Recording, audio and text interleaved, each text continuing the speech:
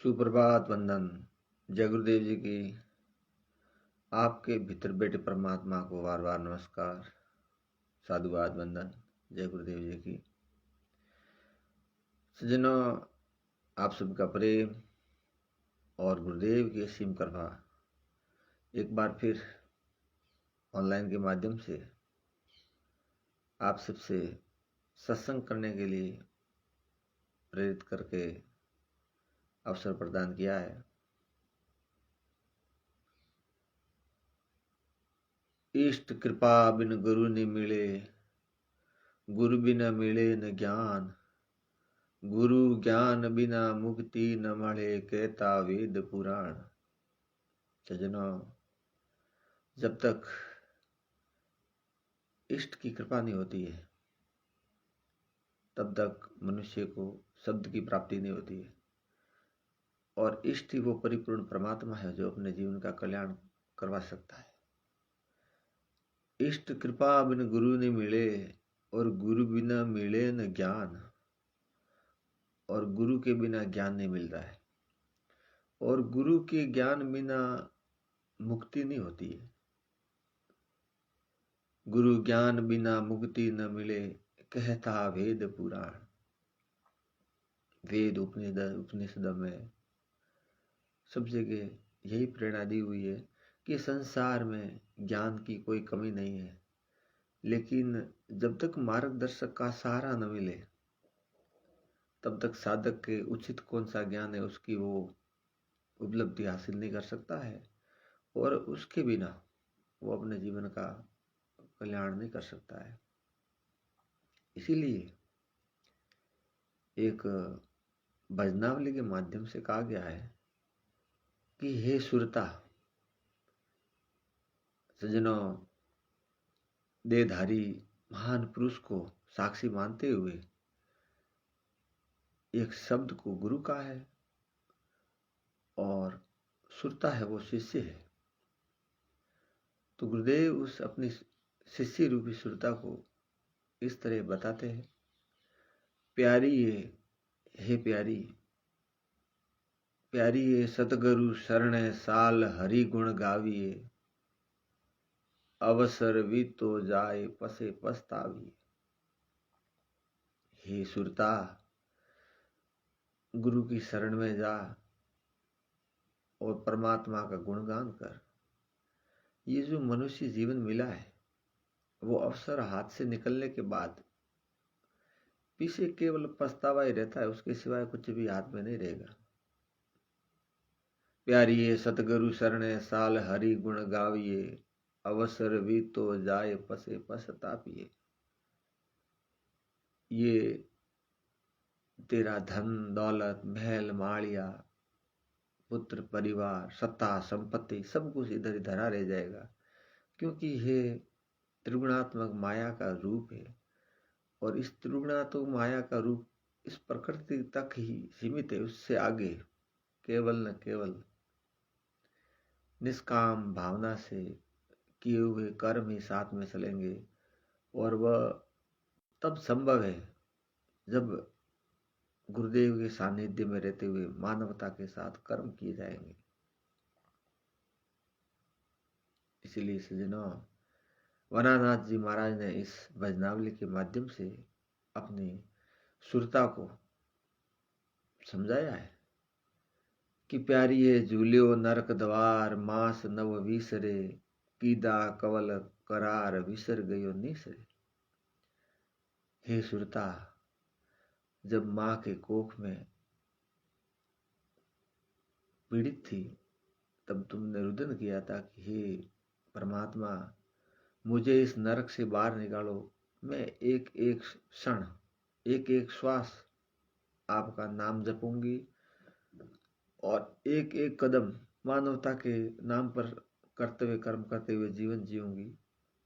लेकिन जो ही जन्म हुआ, इस प्रकृति की हवा लगी और प्रकृति की बहुरंगी जो शक्तियां हैं उसमें ऐसे प्रलोभन मिले और तुम अपनी वास्तविकता को भूल गई।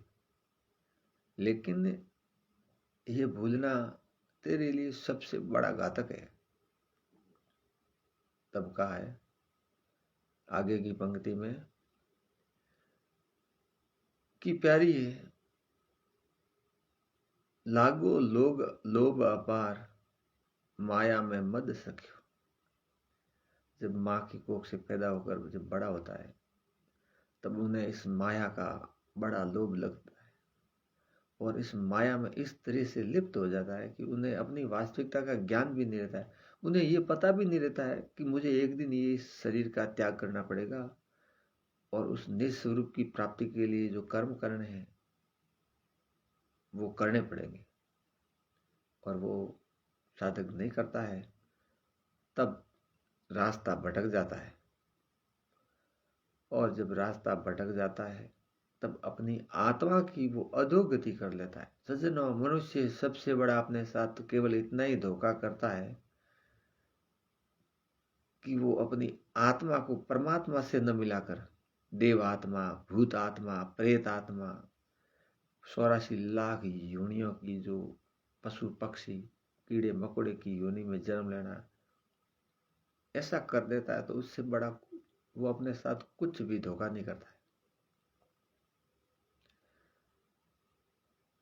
इस माया का किसी ने न पार पाया है न कोई पाएगा। माया है जग ठगनी कोई मत जानो अपनी। आगे की पंक्ति में वनाना जी महाराज कहते हैं प्यारी ये माया वन अपार मृग जल धूप है। मृगे को जब वन में चमकती धूप से जल का प्रतिबिंब भाषित होता है तब मृग दौड़ लगाता है, लेकिन जो ही वो उस जगह पहुंचता है तो उन्हें आगे और भाषित होता है और वो आगे और दौड़ता रहता है, क्योंकि उस जंगल में कोई जल नहीं है। वो एक सूर्य की किरणों से जमीन चमक रही है। इसी तरह मनुष्य को भी आगे से आगे धन की लालसा बढ़ती रहती है और आगे से आगे वो दौड़ता ही रहता है और प्यास नहीं बुझती है और वो प्यासा ही मर जाता है मृग की बात। माया वन अपार मृग जल धूप है भटकत फिरे गंवार माया रा रूप में। जो गंवार मूर्ख होते हैं वो इस माया के रूप में दौड़ते फिरते रहते हैं और अपने जीवन की वास्तविकता को नहीं पहचानते। सज्जनों, बड़ी एक सुंदर पंक्ति के माध्यम से संत महात्माओं ने बताया है कि प्यारी है मोह कुकर रो मैल स्वान जो भस्म रे। ये मोह एक कांस के मैल की बाती है। स्वान का है कुत्ते को। अगर कुत्ते को अगर कांस के मैल में लेकर चले जाए तो सामने उसे अपना ही प्रतिबिंब दिखाई देगा और वह अपने ही प्रतिबिंब से बार बार वो चिल्लाता रहेगा और वो चिल्लाते चिल्लाते मर जाएगा, क्योंकि सामने कोई है ही नहीं। वो अपने स्वरूप को ही नहीं पहचानता है और बार बार चिल्लाता रहता है। इसी तरह मनुष्य भी इस मोह के महल में जब घुस जाता है, जब प्रवेश कर लेता है, तब सामने कुछ नहीं है मोह के सिवाय, अपना ही प्रतिबिंब है। लेकिन वो बार बार उनसे पुकार करता रहता है और मोह जाल में फंसकर मर जाता है। मकड़ी मुख से तार निकाले आपो जाल बनावे आप ही जाए जाल में बैठे आपो आप अड़ू जावे। गुरु जी बिना हो तो न कौन जगावे। मकड़ी की तरह वो फंस जाता है और आखिरकार उन्हें मरना पड़ता है। इसी तरह वनाना जी महाराज ने कहा है कि हे सज्जनों, हे प्यारी सुरता, इस मोह माया की नगरी से हटकर वास्तविकता की ओर सफर करें, क्योंकि आप पूरी ब्रह्मांड में किसी का भी ज्ञान प्राप्त कर ले, लेकिन वो आपका अधूरा ज्ञान है, क्योंकि ब्रह्मांड में किसी को ज्ञान है ही नहीं, क्योंकि वो बार बार जन्मते रहते हैं और मरते रहते हैं और जो जो इस ब्रह्मांड की अवधियां बदलती रहती है तो ब्रह्मांड का अनुभव, समय, परिस्थितियां सब बदलते रहते हैं। फिर कहाँ से ज्ञान प्राप्त होगा? अजर, अमर और अविनाशी केवल आत्मा ही है। और अगर आप जब तक अपनी आत्मा को नहीं पहचान सकते हैं तब तक आप वास्तविकता का ज्ञान प्राप्त नहीं कर सकते। इसलिए मनानाथ जी ने अंतिम सोपाई में कहा है, प्यारिये ओ मूड घणो अजान सार शुद्ध नहीं करे। मनानाथ जी कहते हैं ये मूड है, ये मूर्ख है, सार शुद्ध नहीं करे, मतलब वास्तविकता क्या है उसका वो ज्ञान नहीं करता है। वना नाथ बिना नाम कार्य धारा की कर सरे। वनानाथ जी महाराज कहते हैं कि परमात्मा का जो असली नाम है, असली रूप है, असली कर्तव्य है, वो है आपकी आत्मा। जब तक उनकी पहचान नहीं होगी तब तक आपका जो कार्य है, जो कर्तव्य है, वो सफल नहीं होगा। कहा है ना, आत्म की रे गति आत्म जाने रे, आत्म की रे गति आत्म जाने रे, मन को आत्म सीधा बोलत डारी, खबरों करो रे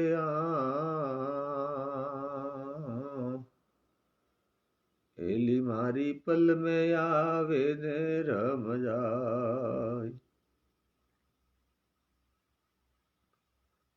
जो बोलता है उनकी खबर करो, जो एक पल में आता है और एक पल में निकल जाता है, उसके सिवाय एक पत्ता भी नहीं हिलता है। तो जब उसके सिवाय पत्ता नहीं हिलता है तो उनकी पहचान करो ना। उसके सिवाय आप दूसरों की पहचान करने की कोशिश करते हो, वो आपका मिथ्या सपना है। सज्जनों, जो वस्तु जहां हमारे हाथ से छूट जाती है, अगर हम उनको उसी जगह न ढूंढकर दूसरी जगह कितना भी ढूंढे तो क्या वो मिलेगी? असंभव है, क्योंकि जहां जो भूल हुई है वो वहां से ही सुधर सकती है। इसलिए हम अपने जीवन को सुखी करने के लिए इस प्रकृति की शक्तियों से बार बार याचना करते हैं, उसकी उपासना करते हैं, उनके सामने गिड़गिड़ाते हैं कि हमारी सारी समस्याओं का समाधान करे, हमारा मनोरथ पूर्ण करे। कहाँ से होगा? वो खुद ही जड़ सत्ता में इस प्रकृति के अंदर विद्यमान है। उन खुद की समस्याओं का समाधान नहीं हो सका तो फिर हमारा कैसे करेंगे?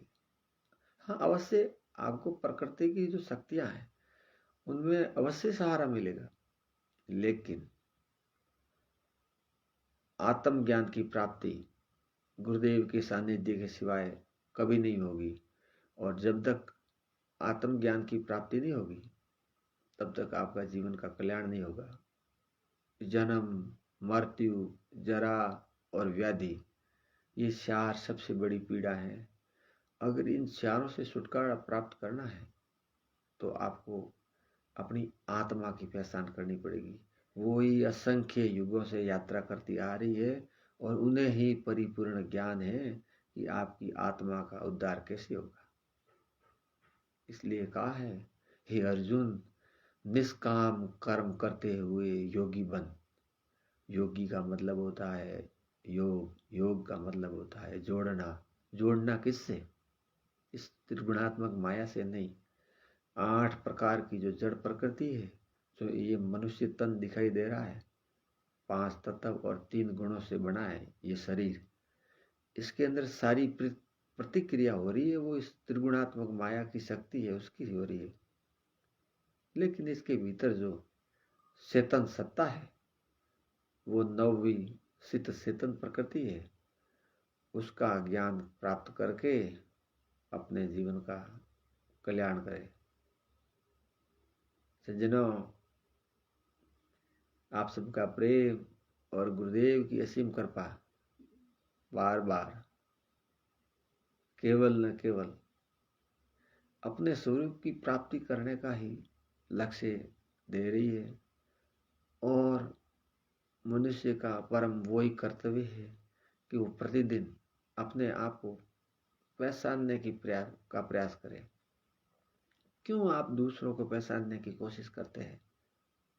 जो आपके भीतर है वही अगले वाले के अंदर भीतर है। परमात्मा सब घट व्यापी है। अगर आप अपनी पहचान कर सके तो फिर सामने वाले की पहचान करने में आपको एक क्षण भी समय नहीं लगेगा, क्योंकि पूरे ब्रह्मांड में आत्मा का एक ही लक्ष्य है। लेकिन जब तक आप आत्मा को नहीं पहचान पाएंगे तब तक आप उनको बाहर से कितनी पहचान कर लें, उनकी जाति से, धर्म से, उनकी प्रकृति की शक्तियों से, लेकिन उनकी खुद की पहचान आप नहीं कर पाएंगे कि इनका वास्तविक चरित्र क्या है। और जब तक सामने वाले के वास्तविक चरित्र का आपको ज्ञान नहीं है तब तक वह भले ही पद प्रतिष्ठा मान सम्मान प्रकृति की सिद्धियों से भी परिपूर्ण है, लेकिन वो आपका सहायक नहीं बन सकता है। जय गुरुदेव जी की। आपके भीतर बैठे परमात्मा को नमस्कार, साधुवाद, वंदन। पहले की तरह आप हमेशा आगे भी मेरे मार्गदर्शक बनते रहे और जो भी ये अनुभव ज्ञान के माध्यम से शब्द की ध्वनि प्रकट की जा रही है वो केवल हम निमित्त मात्र है। गुरुदेव की कृपा और आपका प्रेम ही ये धुन सुनने के लिए और सुनाने के लिए प्रेरित कर रहा है। और उसमें भी कोई त्रुटि रह जाए तो वह निसंकोच हमें मार्गदर्शक करते रहिए, जिससे हम अपने जीवन की वास्तविकता को पहचान सके। जय गुरुदेव जी की। प्रभात वंदन। ओम नमो भगवती वासुदेवाय। हरिओम हरिओम हरिओम।